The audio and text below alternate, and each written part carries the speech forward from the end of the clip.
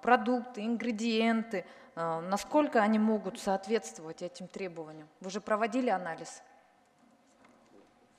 Да.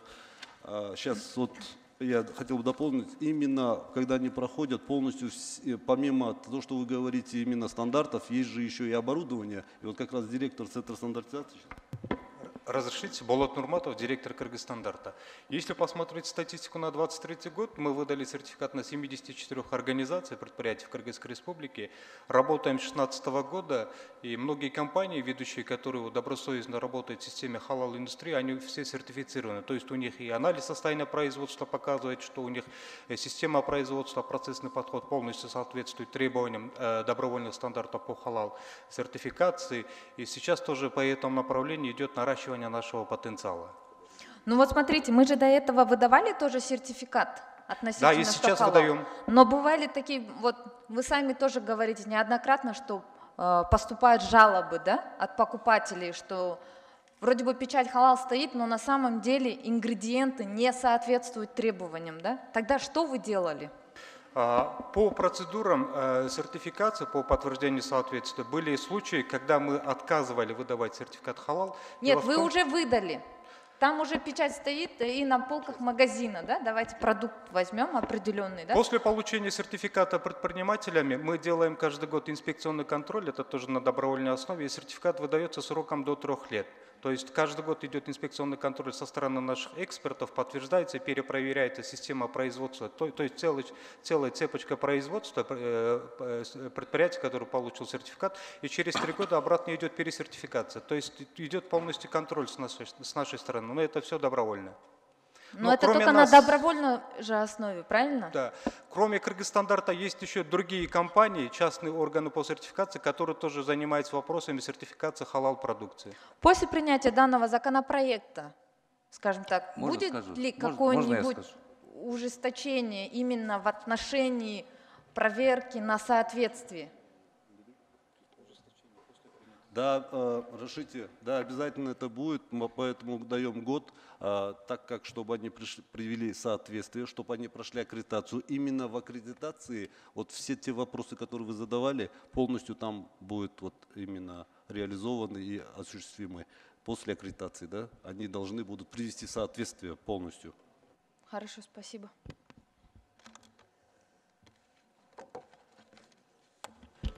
Рахмат, кийинки Сербаев Алишер Тажбаевичти. Рахмат, урматтуу төрайым. Саламатсыздар, урматтуу депутаттар, дагы бир жолу. Айнура Догдурбаевна, мен сиздин маалыматыңызда берген, маалымдаңызда дагы анан кийин мыйзамдын долбоору менен да тааныш чыгып, максаты милдетин менен да тааныш чыктым да. Эми өзү мыйзам чыгаруу өзүнүн жоболору, техникасы бар да. Бир мыйзамды чыгарганда бир мыйзам экинчи мыйзам менен дал келиш керек. Эч кандай коллизия же болбосо бир кандай бир жагдайлар болбош керек да. Кошумча түшүнүктөр. Ошон үчүн мындай сиздин жанагыңызда баяндамамды окусам, сиз бир 5-6 аял чогулуп алып эле жазып койгондой болуп калыптыр да, могу мыйзамдычы. Эмне үчүн дегенде бу жерде баяндамаңызды окуса баягы эле косметика, баягы эле витамин ушуларды берки кылышыбыз керек деп. А бул жерде чакырылган биздин урматтуу жанагыларды карасак, булар биз сертификация беришибиз керек. Жанагы кызмат көрсөтүү эле жактарын айтышып атат да. Биз кайра сертификат. Бул жерде мисалы мыйзамдын долбоору, концепциясы бул Кыргыз Республикасында адал индустрия жөнүндө болот. Бул жерде биз жеген аш, чыгарган тамак аштан баштап жана башкасына чейин болуш керек. Бүт барды. Анан кайра эле берсе, биз бул жерде госстандарт, же санэпидстанция, же башка бир сертификациялык орган эмеспиз да. Бул жерде мыйзамдын долбоору адал индустриясы. Ал үчүн могу жерде 23-27 жылдарга карата Кыргыз Республикасында адал индустрияны өнүктүрүү деген концепциясы бар. Ушул концепция аябай жакшы жазылган. Бул жерден артыкчылыктары да, плюстары да, жанагылар боюнча ар түрдүү артыкчылык боюнча милдеттер жана чара иш жүргүзө тургандар жазылган. Бунун бирөөсү да жок сиздердин мыйзамдын долбоорунда. Сиздер ушул концепциянын негизинде могу мыйзамдын долбоорун алып келишиңиздер керек. Экинчиден, сиздер могу жерде бизде Кыргыз Республикасынын 2004 жылдан баштап Кыргыз Республиканын техникалык жөнгө салуу жөнүндө мыйзам бар. Ошол сиздин алып келген мыйзамыңыз дал келбей атпайбы? Андан сырткары мен Mo тарыхты башка мамлекеттерди да ушул адал индустриясы боюнча карап чыктым да. Мен мыйзамдын долбоорун колдойм. Азыр концепциясын колдоп берем. Экинчи окууда өзгөртүү түзөтүүлөр киргизбесеңер мен колдобойм. Эмне үчүн деген иштебейт могу. Эмне үчүн дегенде дүйнө жүзү боюнча Малайзия парфюмерия менен турат экен. Тамак аш жана башка индустрия жагынан Бразилия менен Аргентина экен 80% дүйнө жүзүнүн тамак аш менен камсыз кылат экен. Ошол эки мамлекет бир дагы мусулман эмес экен. Биз мусулман мамлекети болуп туруп, в рамках ЕАЭК дейбизби, сиз жакшы көргөн жана таможенный союз дейбизби? Биз коңшу мамлекеттерди карасак, могу халал индустрия деген жок экен аларда. Мыйзамдарда жок экен. В рамках таможенный союза да жок экен. Ошон үчүн бизде бир ниша болуп атат, бул жанагыны алып кеткенгечи.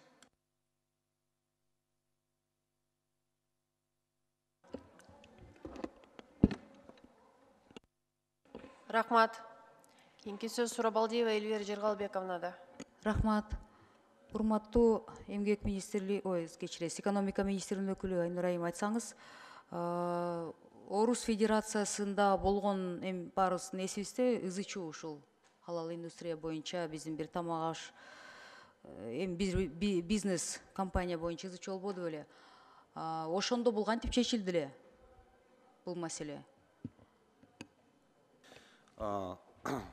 Разрешите, Эльвира Сурабалдиевна, кечиресиз, Жыргалбековна. Ушул боюнча биз өзүбүз конференция өткөзгөнбүз. Бул Тойбос компания боюнча. Сиз айткандай жанакы чочко чыгып калды деп эметкенде. Несколько раз было бир гана жолу эмес, 5 жолу лабораторный исследование кылынды. Бир айдан кийин жообу келди, чочко жок экен деп. Эгер ошондо биз бүгүнкү ушул мыйзамды колдоп берсек, сертификация сиздерде болсо, ушундай маселелер мындан ары чыгабы? Кудай буйрса чыкпайт деп биз ошого аракет кылып атабыз. Ошондо менин билишимче, Алмаз мырза, өткөн чакырылышта да сиздер менен жолугушканбыз, ушул 10 жылдан 15 жылдан бери ушул концепцияны иштеп келе жатасыздар, туурабы? Жок, концепцияны 21-жылы чыгарганбыз, кол коюлган. Бул азыркы мыйзам, кудай буйрса, бул ушу көп сиз берип аткан суроолорго дагы жанакы биздин жарандарыбыз берип аткан суроолорго жооптордун баарын тең чечелик деген максат болуп атат да. Анткени аябай проблема болуп атат. Халал деп баары эле чаптап атат да. Ушуну биз бир тартипке алып келбесек, сиз айткандай, биз дагы ушу патриоттук жактан дагы ушу Кыргызстан элибиз дагы чындыгы муундарыбыз, балдарыбыз таза, адал жесегенден аракет кылып атабыз да. Жана ушул ундарды ушул мыйзам менен кудай буйрса жок кылабыз. Урматтуу экономика министринин өкүлдөрү, урматтуу коллегалар, мен ойлойм бул мыйзамды колдоп бериш керек. Эми бул республикалык, улуттук деңгээлде эмес, бул деген сырттагы биздин эл аралык мамилелерде болуп калбады ошол учурда. Биз колдоп бериш керекпиз да. Анан бир эле нерсе, жоопкерчилик ошондо деген регистрация боюнча сиздерде болот, сертификация боюнча сиздерде болот, көзөмөлдөргө аласыздар. Анан эми биз мусулмандар 85%-тен кем эмес мамлекетпиз да. Бул күнүмдүк турмушка аралашып калган уже суроолор болуп атат. Эл аралык мамлекеттик деңгээлде аралашып калган суроолор болуп атат. Мен мыйзамды толугу менен колдойм, бирок деген коллегаларымдын жана кемчиликтер, мыйзамда кемчиликтер болсо ошонун баарын оңдоп, концепцияга кошо турган жаңы заманбап дүйнөгө жараша келген, бүгүнкү заманга жараша келген өзгөртүүлөр болсо ошолорду эске алып, парламент эле колдоп берет болуш керек деп ойлойм да. Мен колдойм. Рахмат. Коллегаларды чакырып кетет элем, колдоп бериңиздер деп. Рахмат. Рахмат. Баяндамачылар, сүйлөмдөрдү туура айтсаңыздар. Кийинки сөз Малиев Арсланбек Касымакуновичте. Рахмат. Арамаздар, урматтуу коллегалар жана чакырылгандар. Менде мындай суроо, силер түшүндүрүп бергилечи. Адал менен адал эместин айырмасы эмнеде? Ким түшүндүрүп берет?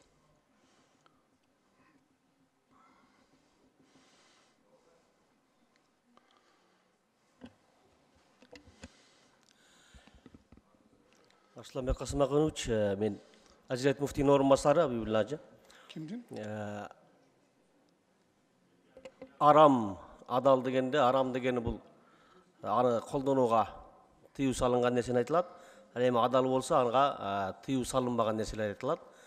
Бул албетте адам затынын биринчиден ден соолугуна, руханиятына дагы пайда зыян болуусу көңілге алынған. Негізінен ушундай. Анан арам деген неме, адал, халал деген арабча сөз bizde адал деген терминмен айтылып келет. Түшүнбөдүм.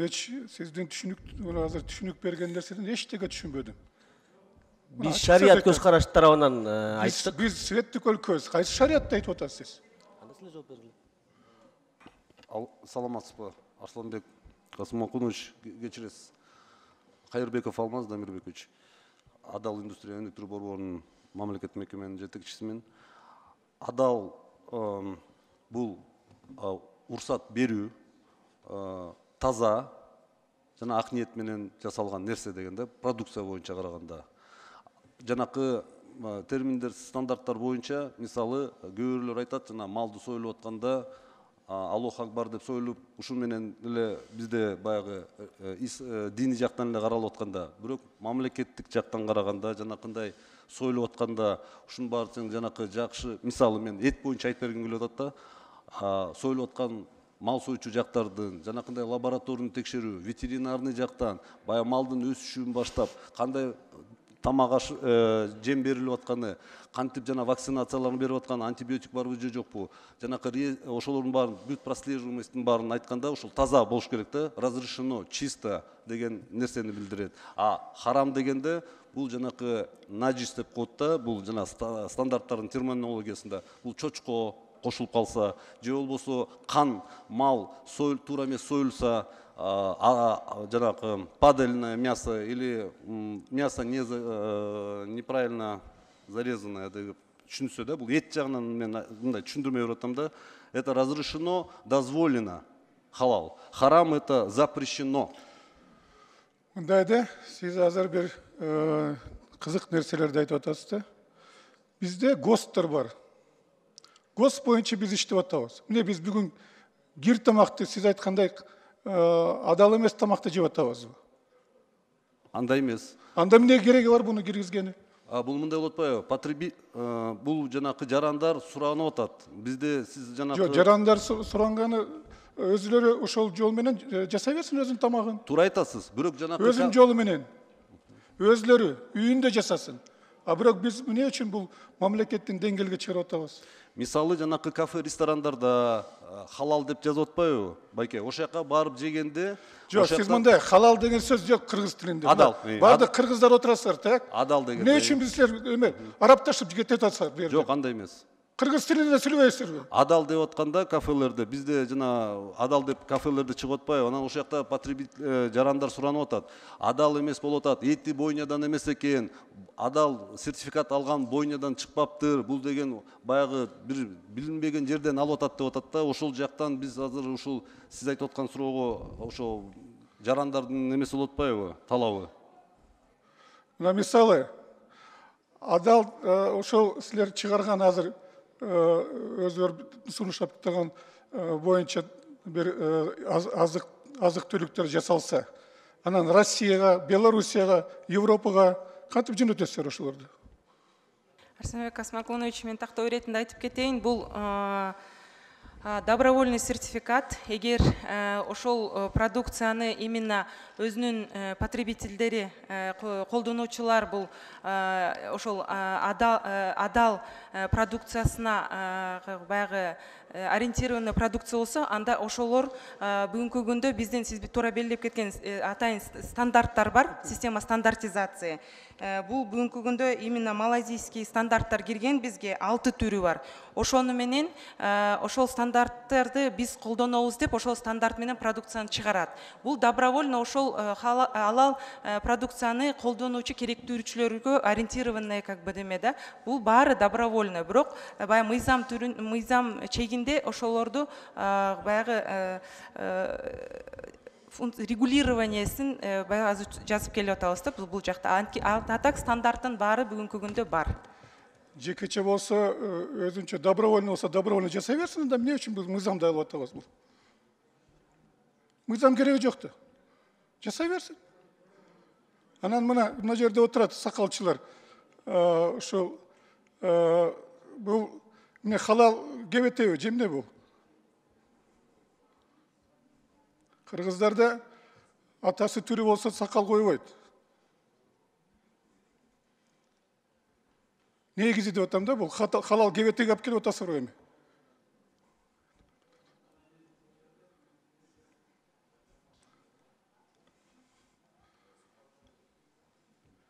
Мен жоопту канааттандыра алган жокмун. Себеби добровольный болсо жасасын өзлөрү добровольный. Мыйзамдын кереги жок деп ойлойм. Мына жерде азыр 25 ашык кетсе 25 депутат отурат. Кантип мыйзамды кабыл аласыздар ушул кебете менен, а? Мен ойлойм буну бүгүн ушул жыйынды токтотуп, бул мыйзамды кайтарып бериш керек деп мен ойлойм. Себеби бул чийки, даяр эмес. Анан негизи философиясы да туура эмес. Бул кыргыз мамлекетин арабташтыруу деп коет. Ошон үчүн биз ал жака барбашыбыз керек. Рахмат. Рахмат. Процедурный 6-й микрофон. Рахмат. Жамиля Кудамшекина, ушул маселе боюнча чек коюу сунушту айта элем да. Чек коюу. Урматтуу депутаттар, суроолорго жана талкууларга чек коюу боюнча сунуш түштү. Сунушту добушка коем, добуш бериңиздер.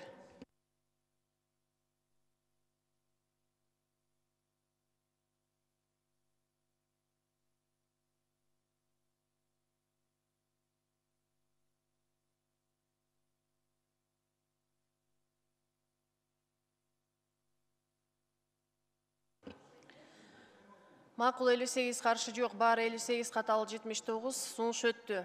Кийинки сөз Исатбек кызы Аидада.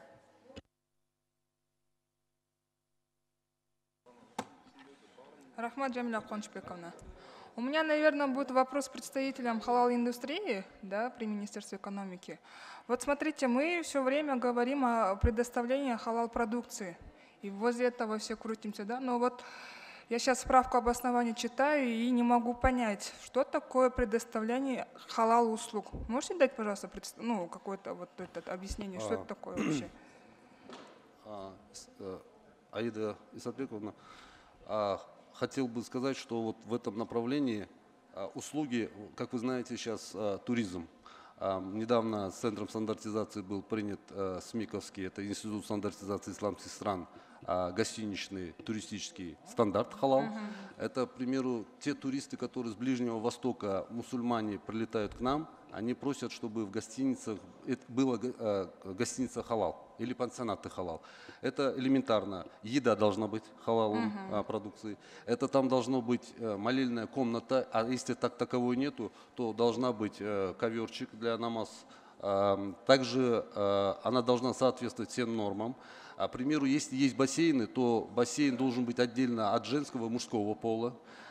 Если пляж, то пляж для женщин и детей по стандартам чуть-чуть отведен. Или же, если таковой нету, по очередности. Допустим, женщины купаются 3 часа, а потом уже мужчины, да, отдельно. Хорошо. А можно тогда уточнить? Вот как мы, естественно, хорошо знаем, у нас среди наших граждан, да, очень большой популярностью набирает как раз-таки лечение хиджамой.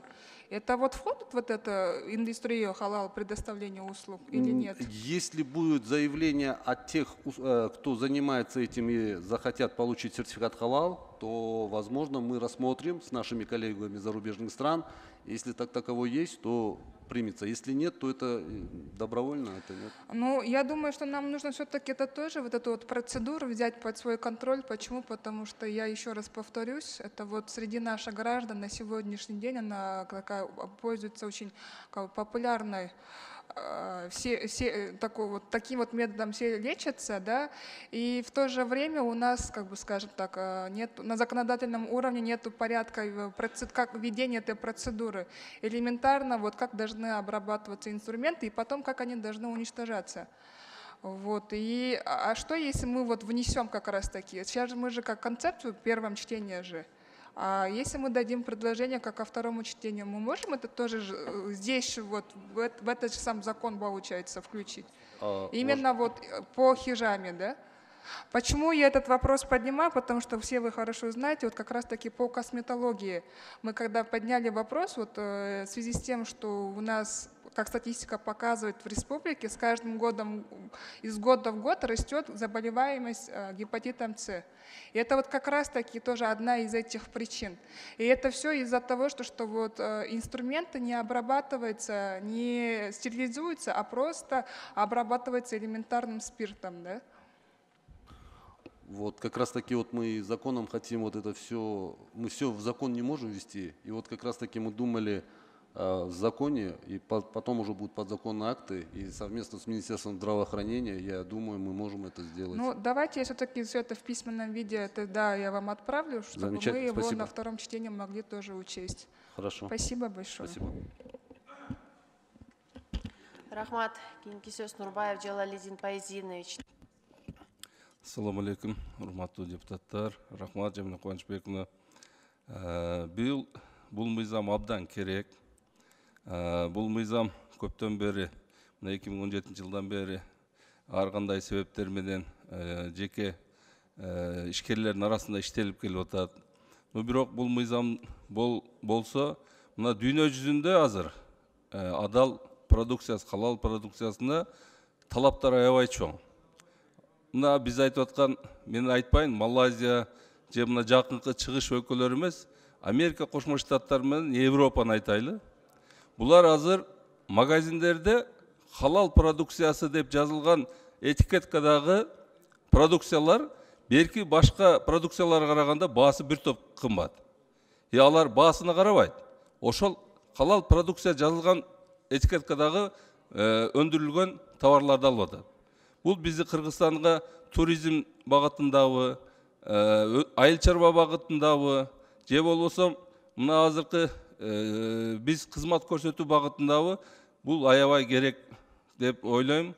Ушул мыйзамды биринчи окууда аз концепциясын урматтуу депутаттар кабыл алсак, экинчи окууга анча-мынча өзгөртүүлөрдү, сунуштарды беребиз.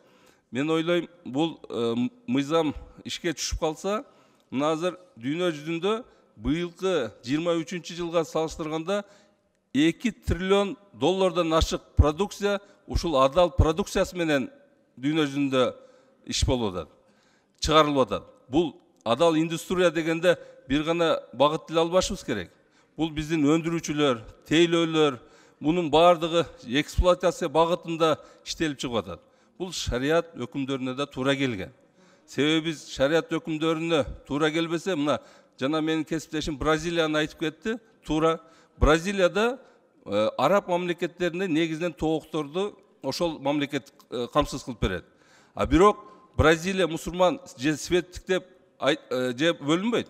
Алар ошол адал продукциясын, халал продукциясына негизделген продукциянын союлушунан баштап, багылышынан баштап бүт баарын көзөмөлгө алат.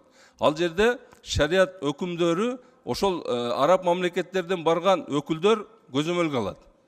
Ушул менен миллиондогон тонналап өзүнүн продукциясын ошол мамлекет экспортко алат. Бул деген биздин экономикабызга, эртеңки келечегибизге, муунубузга абдан пайдалуу. Анан мен айтып кетерим, бул туризм боюнча жана жакшы токтолуп кеттиңиз. Бизге азыр көп чыгыш мамлекеттеринен, араб мамлекеттеринен туристтер келип атат. Эмне үчүн аларга биз шартты ошол стандарт менен түзүп берсек, дагы да көбөйөт. Биздин экономикага салым өтө чоң болот. Бул мыйзамды колдоп берүүгө чакырып кетем.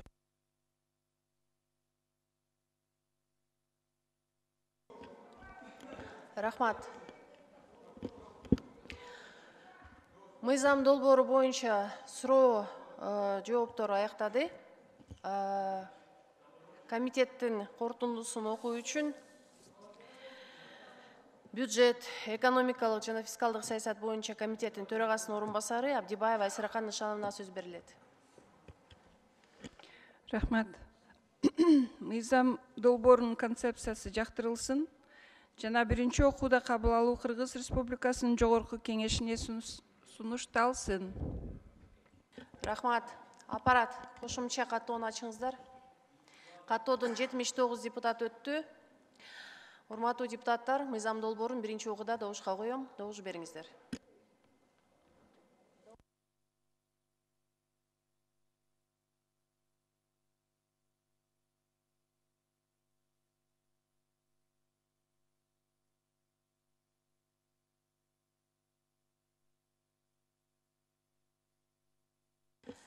Макул 64, каршы 1, бар 65, катталды 79.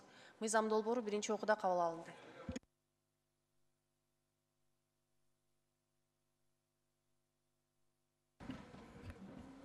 Чакырылгандар бара бериңиздер.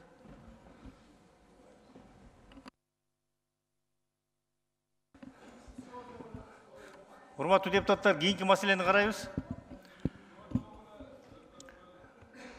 Азыр Кыргыз Республикасынын Жогорку Кеңешинин депутатынын статусу жөнүндө Кыргыз Республикасы мыйзамына өзгөртүүлөрдү киргизүү тууралуу мыйзамдын долбоору биринчи окууга киргизилет. Комитет 3 окууда кабыл алууну сунуштайт. Демилгечи депутат Бекешев конституциялык мыйзамдар, мамлекеттик түзүлүү, сот укук маселелери жана Жогорку Кеңештин регламенти боюнча комитет караган. Баяндамачы депутат Бекешев Дастан Далабаевич мыйзам долбоорунун демилгечиси. Сөз Дастан Далабаевичке берилет. Ордуңуздан эле Рахмат, урматтуу депутаттар.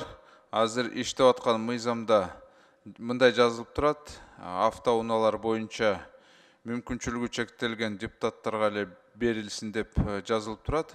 Биз бул жерде жазып атабыз, токтом негизинде чечилсин. Бирок бул алдын ала айта кетсем, бүт депутаттарга машиналарды таратуу боюнча эмес, бул ацылышын норманы көрсөтүп жатабыз. Рахмат. Рахмат. Суроолор барбы? Суроолор жок. Комитеттин корутундусун окуу үчүн конституциялык мыйзамдар, мамлекеттик түзүлүү, сот укук маселелери жана Жогорку Кеңештин регламенти боюнча комитеттин төрайымы Султанбек Чолпон Алыйновага сөз берилет. Рахмат. Нурбек Өмүрбекович, урматтуу депутаттар, комитеттин корутундусу. Кыргыз Республикасынын Жогорку Кеңешине Кыргыз Республикасынын Жогорку Кеңешинин депутатынын статусу жөнүндө Кыргыз Республикасынын мыйзамына өзгөртүүлөрдү киргизүү тууралуу Кыргыз Республикасынын мыйзам долбоорунун концепциясын жактыруу жана бир эле мезгилде 3 окуудан кабыл алуу сунушталсын. Сиздерге айтып коюш керек, мыйзам долбоору бир эле мезгилде 3 окуудан кабыл алуу жөнүндө төмөнкү фракциялар жана депутаттык топтордун чечимдери бар. Ынтымак парламенттик фракциясы, Альянс парламенттик фракциясы, Ата журт Кыргызстан парламенттик фракциясы, Ишеним парламенттик фракциясы, анан элдик депутаттык тобунун чечимдери бар. Рахмат, 6 фракциянын чечими бар. Урматтуу депутаттар, анда добуш берүү болот. Аппарат каттоону ачыңыздар. Каттоодон 78 депутат өттү. Каттоону жабыңыздар. Аталган мыйзам долбоорун биринчи окуудан добушка коем, добуш бериңиздер.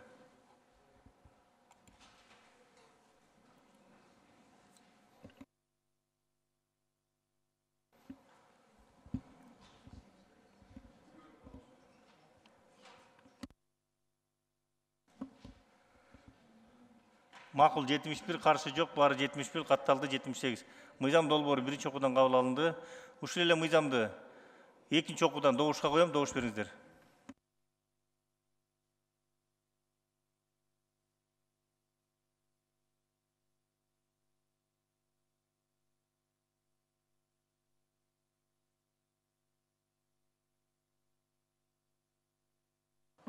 Макул 71, каршы жок, баары 71, катталды 78.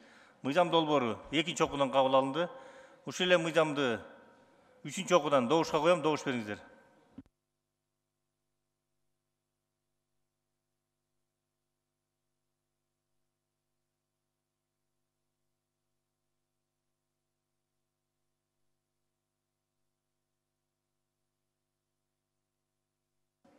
Макул 71, каршы жок, баары 71, катталды 78. Мыйзам долбоору үчүнчү окуудан кабыл алынды. Дастан Далабаевич, сизге чоң рахмат.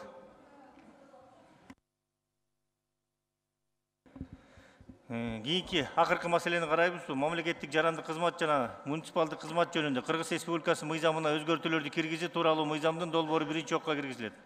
Демилгечи депутат Маматалиев конституциялык мыйзамдар, мамлекеттик түзүлүү, сот укук маселелери жана Жогорку Кеңештин регламенти боюнча комитет караган. Баяндамачы депутат Маматалиев Марлен Абдрахманович мыйзам долбоорунун демилгечиси. Сөз баяндамачыга берилет. Марлен Абдрахманович, сөз сизде. Рахмат. Саламатсыздар, урматтуу депутаттар. Бир топ ушул депутаттар сиздердин карооңуздарга мамлекеттик жарандык кызмат жана муниципалдык кызмат жөнүндө Кыргыз Республикасынын мыйзамына өзгөртүүлөрдү киргизүү тууралуу Кыргыз Республикасынын мыйзам долбоорун сунуштап жатат. Бул жерде ушул билесиздер, ушул атайын биздин жарандарыбыздын өзгөчө ушу жаштардын окууга болгон мындай бир стимулун көтөрүү алкагында, окууга умтулуу максатында жана ошондой эле мына натыйжалуулукка алып келсин деп, ошол менен бирдикте экинчи максат ушул биздин кызыл диплом менен бүткөндөр, же болбосо мындай артыкчылык менен бүткөндөр биздин мигрант болуп башка жака кетип калбасы үчүн, же болбосо ушул өзүбүздүн мамлекетибиздин гос органдарына кайра эле алар келип жакшы иштеп, кайра эле ошол гос органдардын натыйжалуусун алып келет деп киргизип атабыз. Ошондуктан бул мыйзамдын алкагында эгерде кимде ким артыкчылык менен же болбосо мындай кызыл диплом менен бүтө турган болсо, анда ал азыркы өзүнүн сферасы боюнча, эгерде экономист болсо экономика жагында, эгерде финансист болсо финансы тармагында, юрист болсо юрист тармагында, айтор ошол жерде кандайдыр бир ушул азыркы учурдагы резерв кадрда тура турган бир топ тепкичтерден артыкчылыкка ээ болуп, ал автоматтык түрдө резервке кирет да. Андан соң жумушка орношордо дагы аларга приоритеттик ушундай бир сунуштарды берилет дагы. Алар биздин эң негизги башында айтып кеткендей, келиңиздер ушу жаштарга стимул берели. Келиңиздер ушу жаштарга айтайлы, жакшы окуңуздар. Кызылга дипломго бүткөндөй болуңуздар, сыртка чыгып кетип башка жакта окубаңыздар деген ушундай бир стимул катары мыйзамды жазып аттык эле. Бул боюнча дагы өзүнчө указ дагы даярданыптыр. Мен ойлойм, ошо биргеликте бул мыйзамды кабыл алып койсок, бул биздин келечектеги муунга жакшы бир келечек түзөт деп ойлойбуз. Бул мыйзамды колдоп бериңиздерди өтүнөбүз. Концепциясы эгерде жакшы сунуштар болсо кабыл алганга даярбыз. Рахмат. Рахмат. Мыйзам долбоору боюнча суроолор барбы? Аппарат табло бериңиздер. Сөз суроо берүү үчүн Темирбаева Миргүл Өмурзаковнада. Рахмат, Жамиля Кубанычбековна. Марлен Абдрахманович, мыйзам долбоору негизинен аябай мындай коомго керектүү деп айтсак болот да, жаштарга стимул берүү боюнча. Бирок ошонун ичинде дагы мындай ойлоно турган жактары бар экен. Биздин негизи коомдо окуу жайлары дагы ар кандай эмеспи? Мамлекеттик, жеке, анан алган билимдин сапаты дагы ар кандай болуп калышы мүмкүн да. Бул биринчиден. Экинчиден, жана биздин чет өлкөдөн окуп келген жаштарыбыз бар. Артыкчылыктуу кызыл диплом менен бүтпөсө дагы билим сапаты өтө жогору болушу мүмкүн. Ошондо ушул жактары, ошондой жаштардын абалы кандай болуп калат? Сиз айткандай, жеке частный университеттер болсо деле алар билесиздер, атайын өзүнүн методика, министрликтин методикасы менен окутулат. Бул бир. Экинчиси, сиз туура белгилеп кеттиңиз, сыртта окуган жарандарыбызды биз бул жерде азыр Жылдыз Эсенбаевна жок болуп калды, Эсенбековна. Сүйлөштүк эле, экинчи окууда киргизейли депчи. Сиз эгер туура көрсөңүз, сиз дагы сунуш берип койсоңуз, экинчи окууда киргизсек, анткени четтен окуп келгендердин укугун бияктан каралбай калыптыр. Аны биз сөзсүз түрдө кошушубуз керек деп ойлойм. Анткени сырттан окуп келген балдар дагы эгерде жакшы бүтүрүп келсе, биз аларды дагы сөзсүз түрдө өзүбүздүн ушул кызматкер катары алышыбыз керек деп ойлойм. Анда туура айттыңыз, мен аны жазуу түрүндө сунуш катары дагы берем. Ошол четтен окуп келген жаштардын укугу боюнча, ошолордун да укуктарын кароо боюнча, анан эгерде ошол жактары каралбай турган болсо, анда жалпы бирдей эле конкурстук негизде деп кароого болот да. Жок, эске алабыз. Аны сөз кабыл алабыз. Наоборот, кемчилик кетип калыптыр. Биз муну сунуштасаңыз, экинчи окууда киргизебиз. Ал туура болот. Рахмат. Рахмат. Рахмат. Кийинки сөз Талабек кызы Жылдызда. Рахмат. Тактоо иретинде суроо болуп атат да, мынакей бакалавр дипломун көк алып калса, не с отличием, да, а магистратураны кызыл дипломго бүтсө, или наоборот, бакалавр с отличием, а магистратура синий диплом болуп калса, анда кандай болот?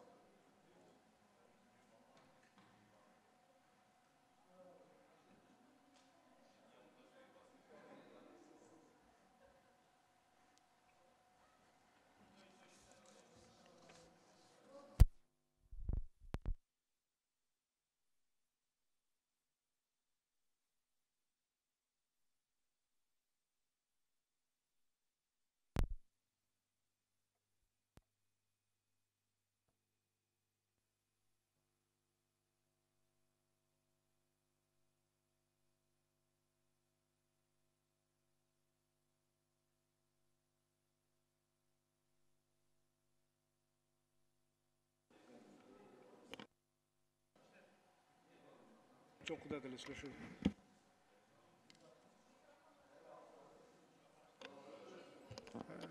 Иштеди окшойт, жооп бере берейин. Сиз айткандай, эгерде кайсыл бир министрликте требованиясы только бакалаврга болсо, анда только бакалаврдын кызыл диплому ишке ашат.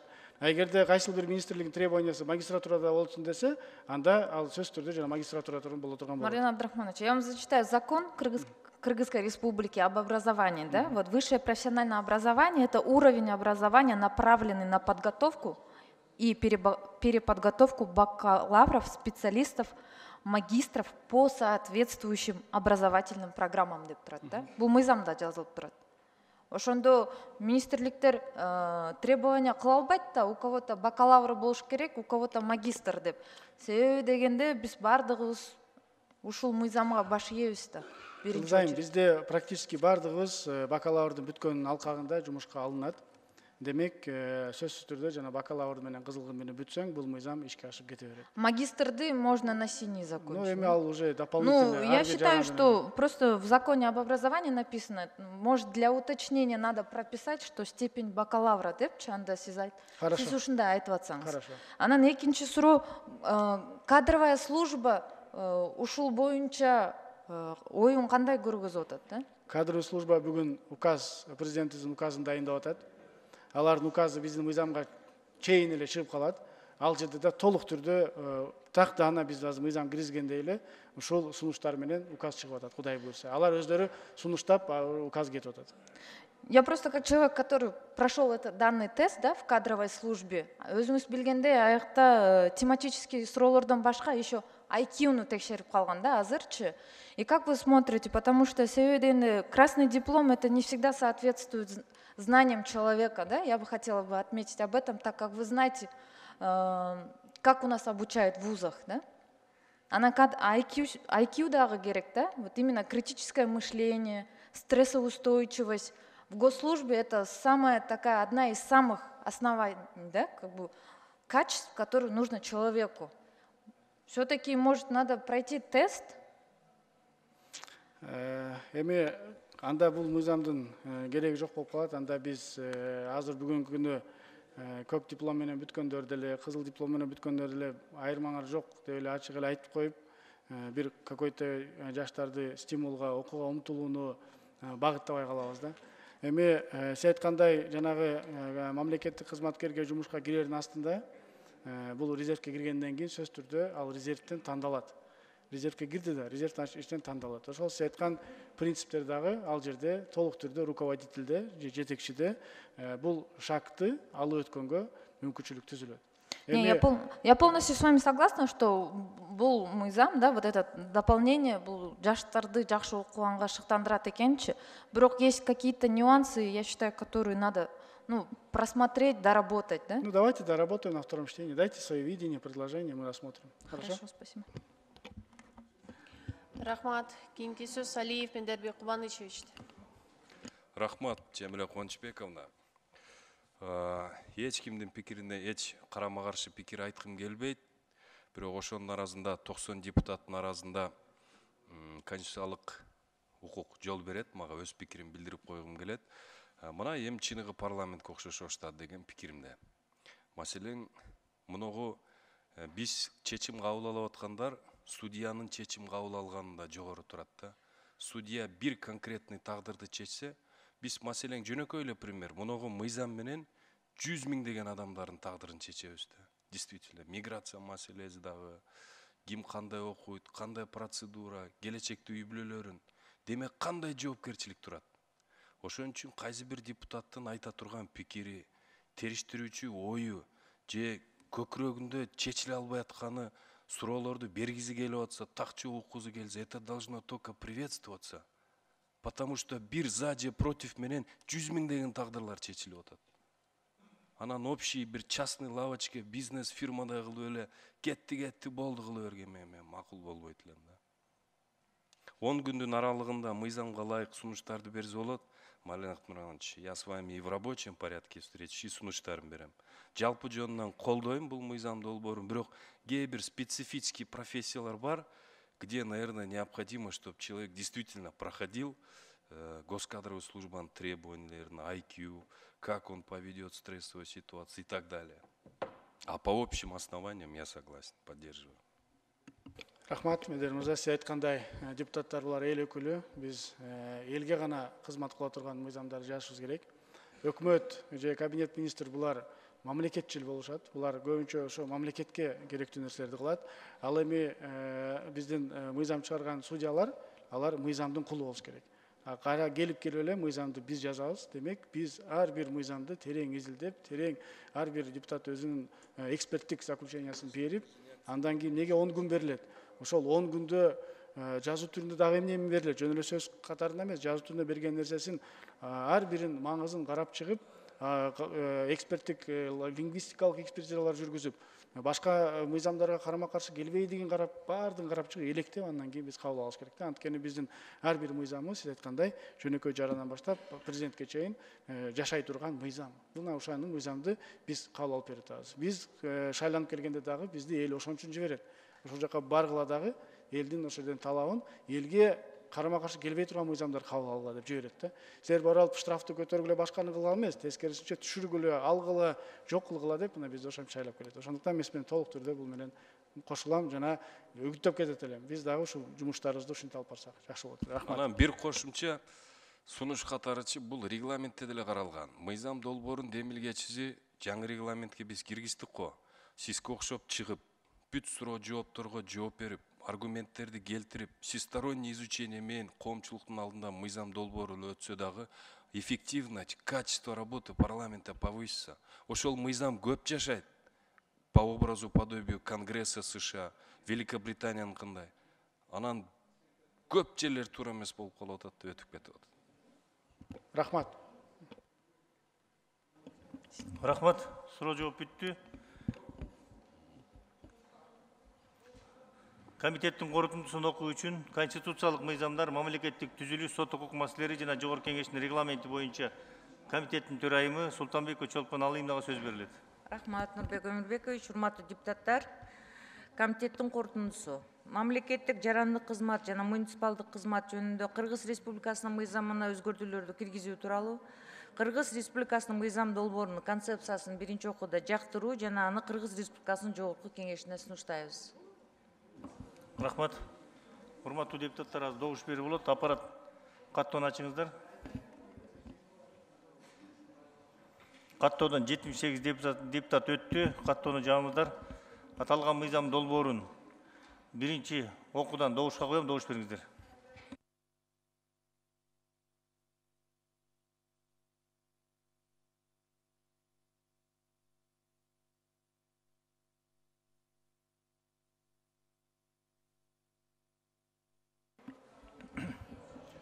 Макул 65, каршы жок, бар 65 катталды. 78. Мыйзам долбоору биринчи окуудан кабыл алынды. Урматтуу депутаттар, бүгүнкү күн тартибине кирген маселелердин баарын карадык. Кийинки жумага чейин танапбиз.